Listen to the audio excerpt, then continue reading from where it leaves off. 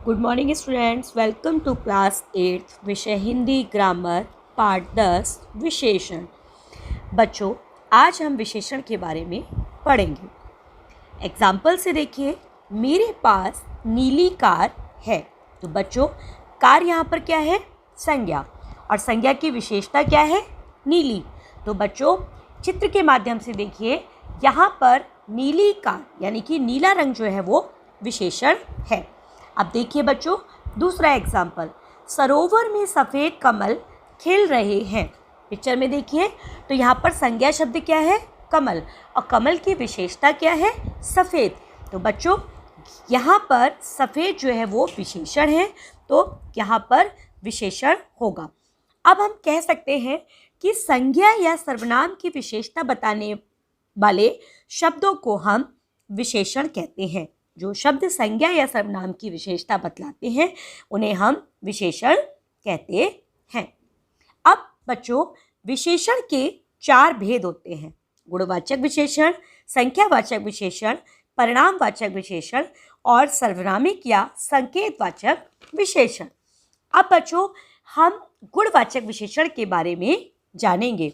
गुणवाचक विशेषण बच्चों उसे कहते हैं जो शब्द किसी संज्ञा या सर्वनाम के गुण, दोष, दशा, रंग, रूप आदि का बोध कराते हैं, वे गुणवाचक विशेषण कहलाते हैं। गुण का अर्थ होता है बच्चों क्वालिटी। जैसे कि आपने कि मेरे पास काली कमीज है, तो कमीज की विशेषता क्या है? काली, वो उसका गुण हो गया, रंग हो गया। तो यहाँ पर बच्चों काली शब्द जो है वो विशेषण हो जाएगा। ऐसे ही आपने बोला कि आम मीठा है, तो आम की विशेषता क्या है? मीठा, तो मीठा उसका गुण हो गया। ठीक है। ऐसे ही आपने अनदर एग्जाम्पल लिया कि इमली खट्टी है, तो इमली क्या है? संज्ञा, और खट्टी है उसका स्वाद, तो यानी कि खट्टापन उसकी विशेषता है। तो यहाँ पर भी बच्चों गुणवाचक विशेषण होगा। अब देखिए बच्चों, विशेषण का दूसरा भेद, संख्यावाचक विशेषण। जो विशेषण संख्या का बोध कराएं उन्हें हम संख्यावाचक विशेषण कहते हैं। जैसे 4 केले, तो केले कितने हैं? 4, आप उन्हें गिन सकते हैं। 5वां घर, यानी कि काउंट कर सकते हैं कि आप 1 2 3 4, यानी कि वो 5वां घर है। तो बच्चों यहाँ पर जो है वो संख्यावाचक विशेषण होगा।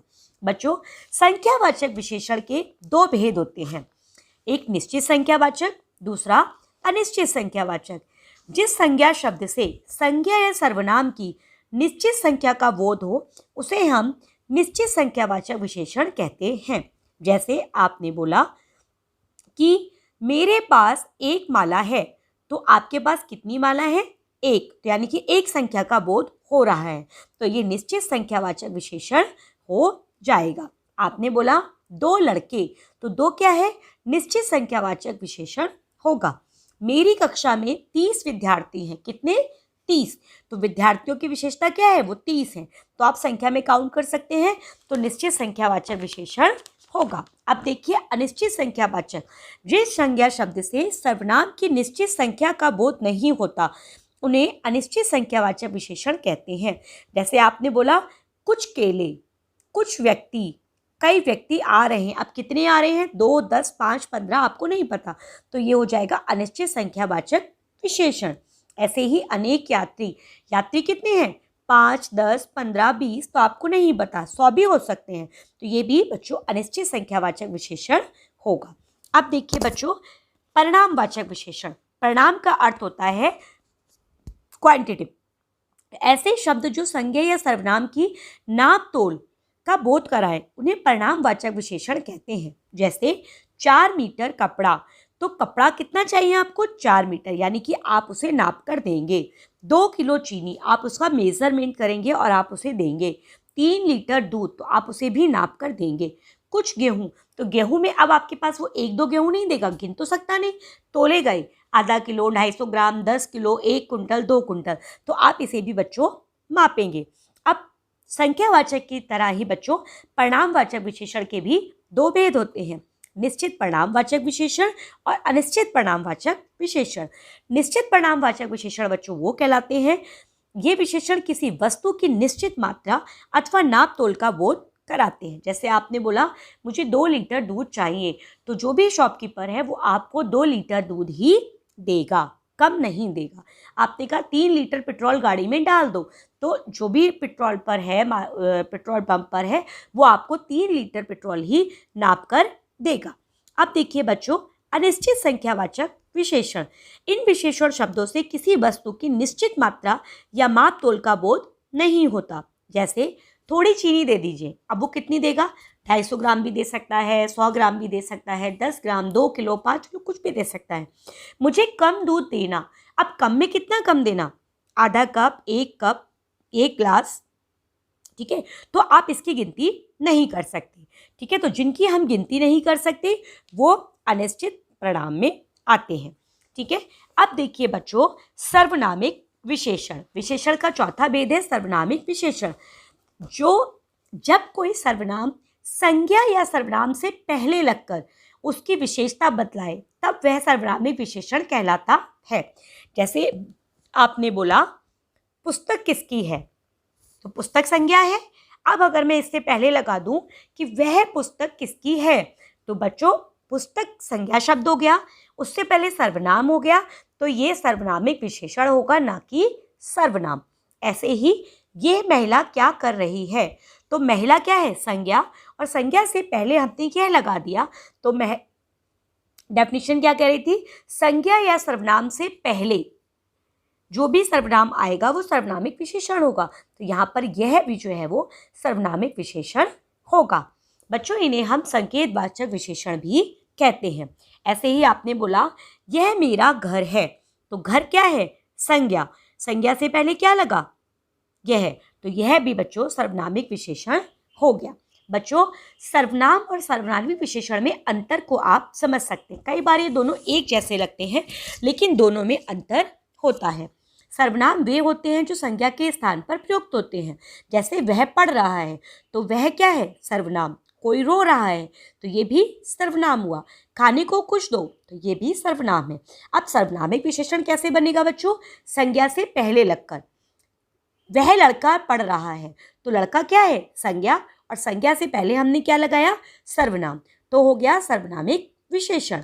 ऐसे ही कोई बालक रो रहा है, तो बालक क्या है? संज्ञा, और संज्ञा से पहले हमने कोई लगाया, तो ये बन गया हमारा सर्वनामिक विशेषण। खाने को कुछ लड्डू दो, तो लड्डू क्या है? संज्ञा, और कुछ क्या है? विशेषण। तो ये हो गया बच्चों सर्वनामिक विशेषण। अब देखिए बच्चों, प्रविशेषण किसे कहते हैं? जो शब्द विशेषण की भी विशेषता बतलाते हैं उन्हें हम प्रविशेषण कहते हैं। सामान्यतः प्रविशेषण विशेषण में गुण की वृद्धि करते हैं। जैसे आपने बोला नीली साड़ी, तो साड़ी क्या है बच्चों? यहाँ पर विशेष्य, नीली क्या है? विशेषण। अब विशेषण की भी विशेषता क्या है? गहरी नीली साड़ी, तो गहरी क्या हो गया? प्रविशेषण, ठीक है। ऐसे ही सुंदर लड़की, तो लड़की विशेष्य हो गया, सुंदर विशेषण हो गया, और बहुत शब्द जो हो गया वो हमारा बच्चों प्रविशेषण हो गया। अब देखिए बच्चों, अब बच्चों यहाँ पर आए विशेष्य किसे कहते हैं? वे शब्द जो संज्ञा या सर्वनाम की विशेषता बतलाते हैं उन्हें हम विशेष्य कहते हैं। अब देखिए बच्चों, विशेषणों की तुलना, अवस्था की तुलना कैसे होती है?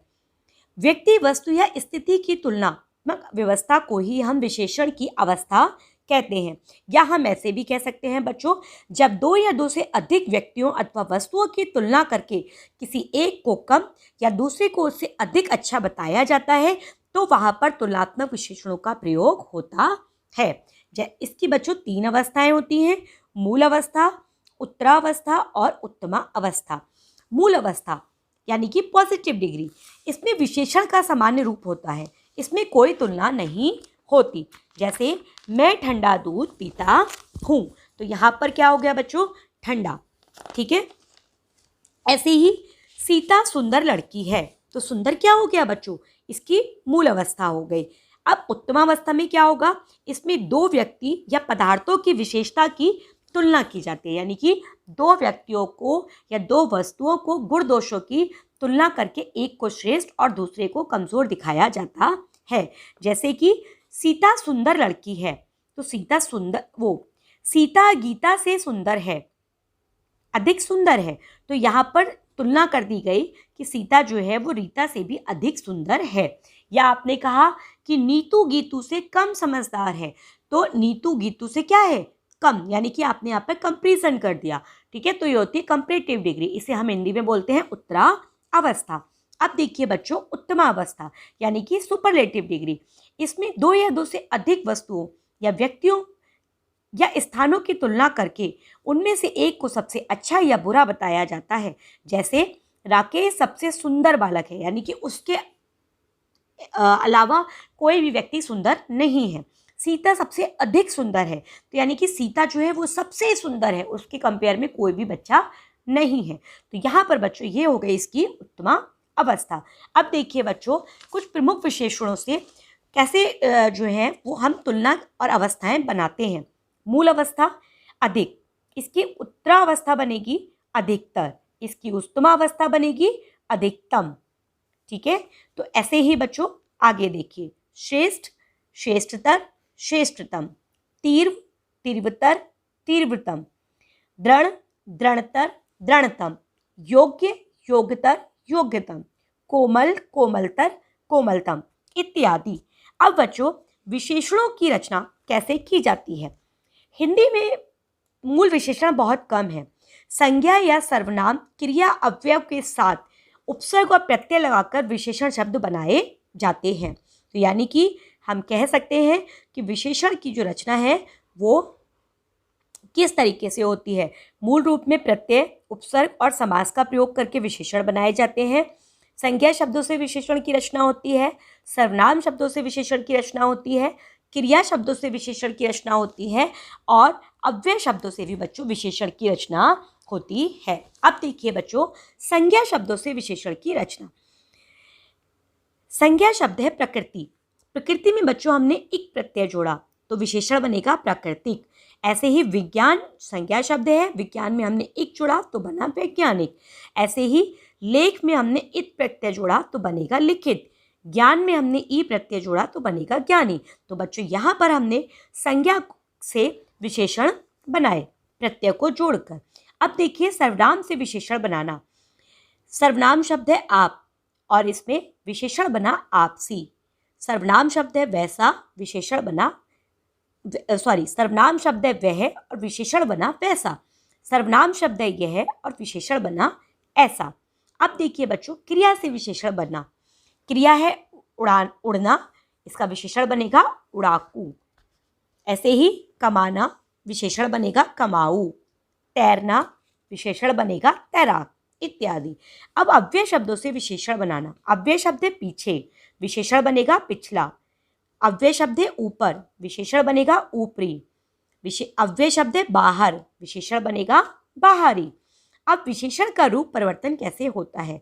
विशेषण बच्चों विकारी शब्द है, इसमें लिंग वचन कारक के कारण परिवर्तन आता है। जैसे काला, काली, काले। अब काला क्या है, एक वचन, काली क्या है, स्त्रीलिंग, और काले क्या है, बहुवचन। तो यानी कि यहाँ पर इसके अनुसार परिवर्तन आता है। अब विशेषण शब्दों का बच्चों कई बार संज्ञा के रूप में भी प्रयोग होता है। जैसे कि आपने कहा कि भ्रष्टाचारियों ने देश को लूटा है, तो यहाँ पर बच्चों जो भ्रष्टाचारी है वो क्या है, विशेषण संज्ञा शब्द है, लेकिन यहाँ पर विशेषण की तरह प्रयोग हुआ है। ठीक है, अब देखिए बच्चों आगे, प्यासों के लिए पानी का प्रबंध करो।